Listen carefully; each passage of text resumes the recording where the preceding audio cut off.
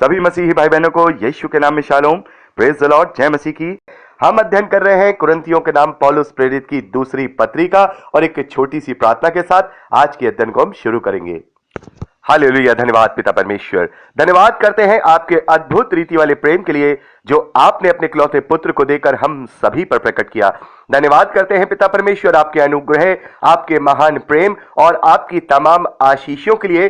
धन्यवाद करते हैं पिता परमेश्वर बाइबल अध्ययन कार्यक्रम के लिए जिससे हम आत्मिक रूप से तैयार हो रहे हैं और आशीषित हो रहे हैं। होने दीजिए पिता परमेश्वर, आज के अध्ययन में पवित्र आत्मा हमारी अगुवाई करे, हमारी सहायता करे, हमारी मदद करे। हर एक बात को, हर एक व्यवस्था को पिता परमेश्वर हम आपके जोरावर हाथों में सौंपते हैं। मैं अपने आप को आपके हाथों में सौंपता हूं। आप मेरी मदद कीजिए, मेरी अगुवाई कीजिए, ताकि जो सत्य के वचन आप बताना चाहते हैं वो मेरी और सुनने वालों की आत्मिक उन्नति करने पाए। पिता परमेश्वर सारा आदर देते हैं, सारी महिमा देते हैं और इस प्रार्थना को यीशु के सामर्थी नाम में मांगते हैं, आमीन। तो मेरे प्यारे भाई बहनों, पिछले भाग में हमने दूसरा कुरिन्थियों उसका दूसरा अध्याय और उसके 11वें वचन तक का अध्ययन किया।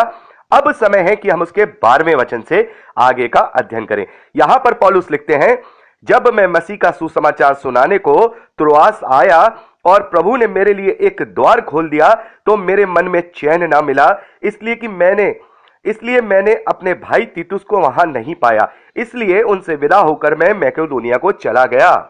तो यहां पर पौलुस कुरिन्थ के लोगों को वो बात बता रहे हैं जब वो कुरिन्थ में थे। जैसा कि हमने प्रेरितों के कार्य उसके 20वें अध्याय में पढ़ा था कि वहां पर काफी झगड़ा हुआ, वहां पर काफी विरोध हुआ और उसके बाद वो वहां से मैकेडोनिया को चले गए थे, क्योंकि वहां पर एक नया द्वार खुला था।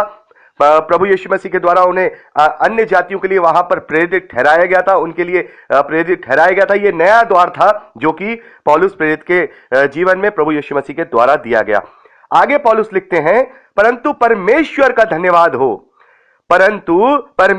धन्यवाद हो जो मसीह में सदा हमको जय के उत्सव में लिए फिरता है और अपने ज्ञान की सुगंध हमारे द्वारा हर जगह फैलाता है।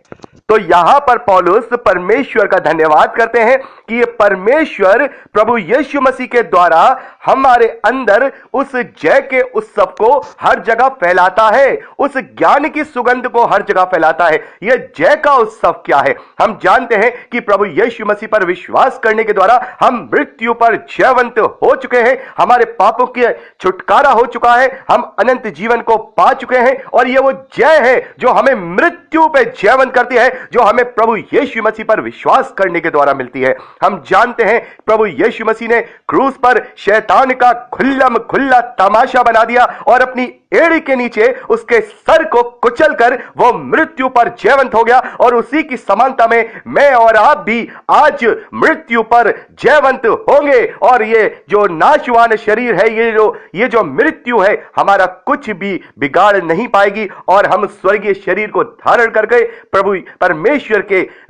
परमेश्वर के साथ रहेंगे, उसकी सहभागिता में रहेंगे। तो यहां पर पौलुस कहते हैं कि परमेश्वर का धन्यवाद है, वो परमेश्वर ही है जो प्रभु यीशु मसीह के द्वारा हम सबको जय के उत्सव में लिए फिरता है। हम उस उत्सव में आनंदित रहते हैं, हम उत्सव में हम मगन रहते हैं, हम खुश रहते हैं। हम इस बात का हमेशा हमारे दिल के अंदर आनंद बना रहता है कि हम जयवंत हो चुके हैं।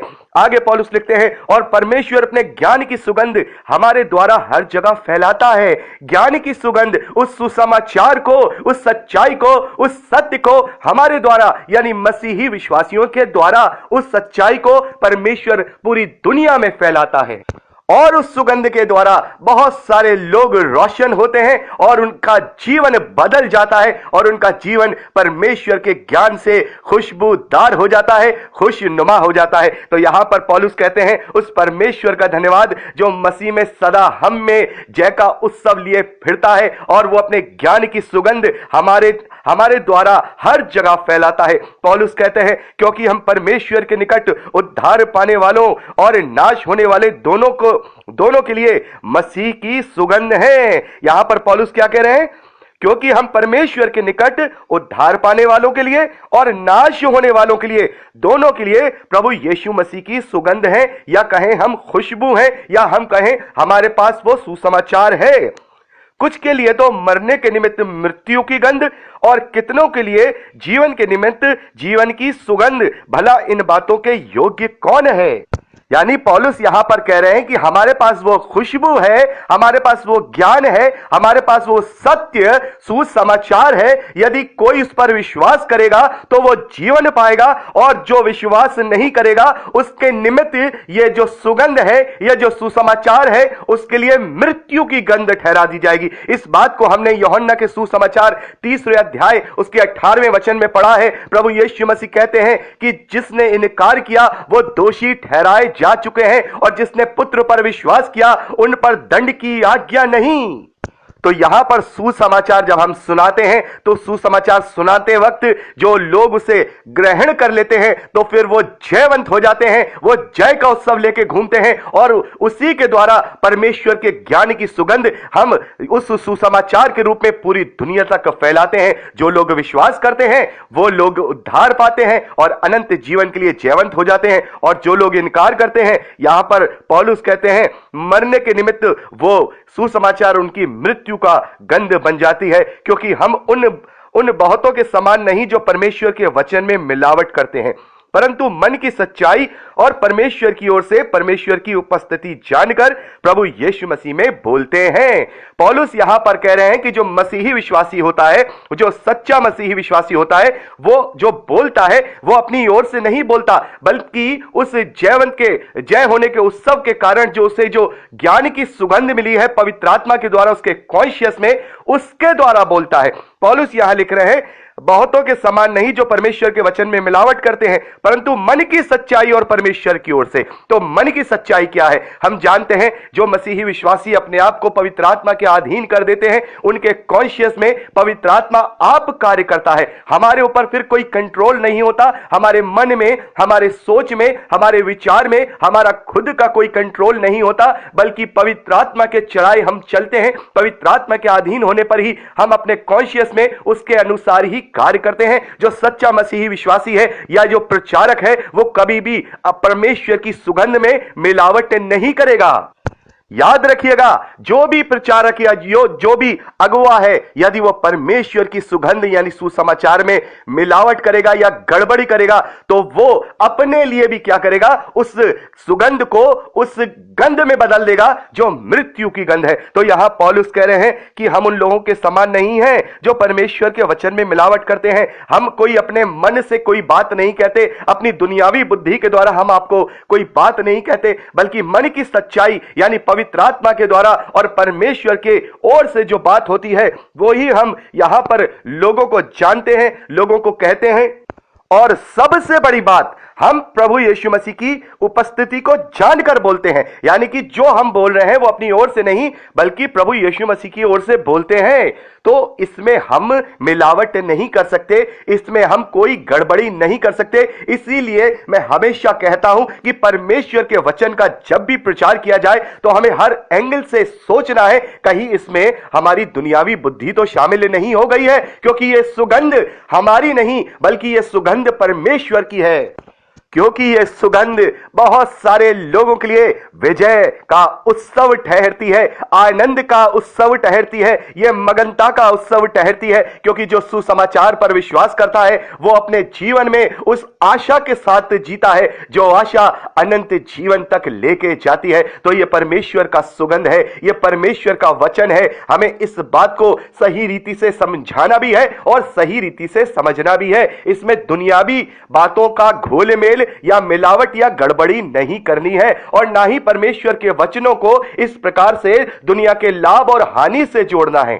क्योंकि दुनिया का ना तो कोई लाभ है ना ही दुनिया की कोई हानि है, क्योंकि सबसे बड़ी हानि वो है यदि हम अनंत जीवन से अगर महरूम रह गए तो वो सबसे बड़ी हानि मेरे और आपके लिए है। और यदि हमने यहां कुछ भी नहीं पाया, हमेशा हानि ही हानि उठाई, लेकिन अगर हमने अनंत जीवन को प्राप्त कर लिया तो यह सबसे बड़ा लाभ और यह सबसे बड़ा जय का उत्सव है। अगर हम इस धरती पर रह करके छोटी मोटी जीत अर्जित कर लेते हैं तो बड़े खुश हो जाते हैं। कोई छोटा गेम भी खेलते हैं हम लोग। बहुत सारे लोग हैं जो हमारे नौजवान भाई बहन हैं, वो क्रिकेट भी खेलते हैं, बहुत सारे स्पोर्ट खेलते हैं। और आजकल तो नौजवानों में शौक ये भी हो गया कि वो मोबाइल में गेम खेलते हैं कंप्यूटर के साथ। उससे भी अगर वो उसमें जीत जाते हैं या उस गेम में वो जीत जाते हैं तो बड़े खुश होते हैं, वाह, और इस तरीके के हाथ ऊपर करके उछलने लगते हैं। और जो वैसे गेम्स है जो हम लोग आउटडोर में खेलते हैं, उसमें भी अगर कोई क्रिकेटर है, वो अगर बॉलिंग कर रहा है, वो विकेट लेता है तो कितना खुश का जय उत्सव मनाता है, या कोई बैट्समैन है सेंचुरी मारता है तो कितनी खुशी का उत्सव मनाता है, पूरी पब्लिक होती तालियां बजाती है। लेकिन वो उत्सव कुछ देर का उत्सव होता है, वो जीत कुछ देर की जीत होती है। लेकिन मसीही विश्वासियों को वो सुसमाचार दिया गया है जिससे वो अनंत जीवन की जय के लिए हमेशा हमेशा उत्सव मनाते रहेंगे, चाहे हम इस धरती पर कुछ पाए, चाहे हम इस धरती पे कुछ ना पाए। लेकिन यदि हमारे पास वो सुगंध है, परमेश्वर का सुसमाचार है, परमेश्वर की सत्य बातें हैं, और उस पर हम चलते हैं, तो हम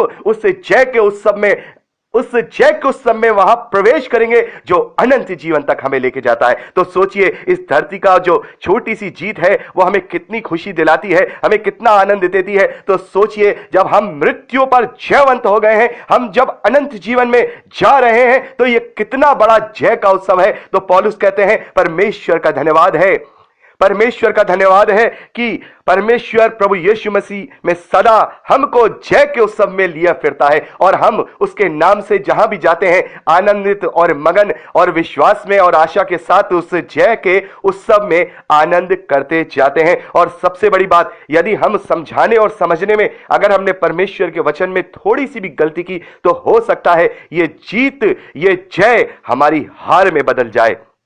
क्योंकि अगर हमने सही रीति से अपने जीवन को या वचनों का प्रचार नहीं किया या अपने जीवन में लागू नहीं किया, तो हो सकता है कि किसी न किसी कमी की वजह से हमारी ये जीत हार में बदल जाए, क्योंकि हमने परमेश्वर की सुगंध में इस दुनियावी खुशबू का या दुनियावी गंध का उसमें घोल मेल कर दिया, या कहें उसमें हमने मिलावट कर दी। तो पौलुस कहते हैं कि हम परमेश्वर के वचन में मिलावट नहीं करते, हम अपनी बुद्धि से बात नहीं करते, और ना ही मसीही विश्वासियों को दुनियावी बुद्धि से बात करनी चाहिए, ना ही दुनियावी लाभ और हानि से परमेश्वर की आशीषों से जोड़ना चाहिए। परमेश्वर का लाभ और हानि हमारे लिए वो ये है कि हम अनंत जीवन को पाएं या फिर हम उससे वंचित रह जाएं। तो यहां पर परमेश्वर का धन्यवाद है कि हमने दूसरा अध्याय कंप्लीट कर लिया है, और अब समय है कि हम तीसरे अध्याय की ओर आगे अध्ययन करें। हम वो अगली रिकॉर्डिंग में करेंगे। प्रभु आपको बहुत आयत की आशीष दे। Praise the Lord. जय मसीह की।